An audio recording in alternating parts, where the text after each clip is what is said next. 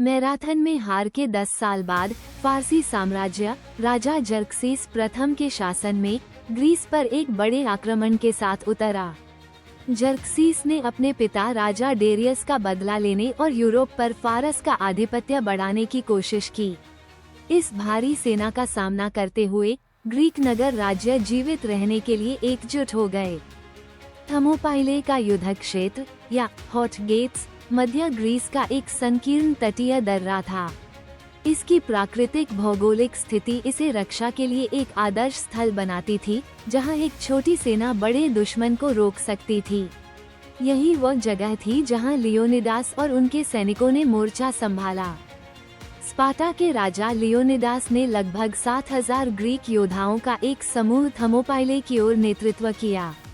इनमें उनके 300 प्रमुख स्पार्टन शामिल थे, जो अपनी अनुशासन और युद्ध कौशल के लिए प्रसिद्ध थे। उनके साथ अन्य नगर राज्यों के सैनिक भी थे, जो ग्रीस की रक्षा के लिए एकजुट थे। फारसी सेना राजा जर्क्सीस के नेतृत्व में अब तक की सबसे बड़ी सेनाओं में से एक थी, जिसमें उनके विशाल साम्राज्य के सैनिक शामिल थे। ग्रीक सेनाएं एक ऐसे प्रतिद्वंद्वी का सामना कर रही थीं, जिसकी संख्या उनके मुकाबले कई गुना अधिक थी। युद्ध के पहले दिन फारसी सेना ने एक लगातार हमला किया, लेकिन ग्रीकों ने दृढ़ता से मोर्चा संभाले रखा। उनकी अनुशासित फालिंक्स और बेहतर हथियारों ने फारसी सैनिकों की लहरों को रोक दिया, जिससे भारी हताहत हुए। गतिरोध से हताश होकर जर्क्सीस ने अपनी विशेष इकाई इमोर्टल्स को भेजा, लेकिन ये शक्तिशाली योद्धा भी ग्रीक पंक्तियों को तोड़ने में असफल रहे, क्योंकि रक्षक इलाके का फायदा उठाते रहे। ग्रीकों की स्थिति एक स्थानीय व्यक्ति एपियल्टिस द्वारा धोखा दी गई, जिसने फारसियों को एक गुप्त पहाड़ी रास्ता बताया। इससे जर्क्सीस की सेना को ग्रीक रक्षकों को घेरने का मौका मिल गया, जिससे उनकी पराजय सुनिश्चित हो गई।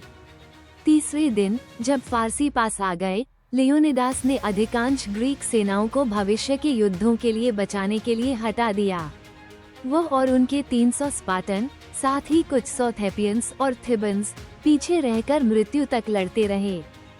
फारसियों ने आगे बढ़कर एथेंस को बर्बाद कर दिया, लेकिन थर्मोपाइले में देरी ने ग्रीकों को पुनर्गठित होने का समय दिया। सालेमिस के नौसैनिक युद्ध में ग्रीक बेड़े ने एक निर्णायक विजय प्राप्त की, जिससे युद्ध की दिशा बदल गई और ग्रीक सभ्यता को सुरक्षित किया। थर्मोपाइले में लियोनिदास और उनके सैनिकों का साहस और बलिदान प्रतिरोध और स्वतंत्रता का प्रतीक बन गया। उनके स्मारक पर अंकित शब्द उनकी वीरता को अमर कर देते हैं। अरे राहगीर, स्पार्टनों को जाकर बता देना कि हम यहाँ उनकी आज्ञाओं का पालन करते हुए लेटे हैं।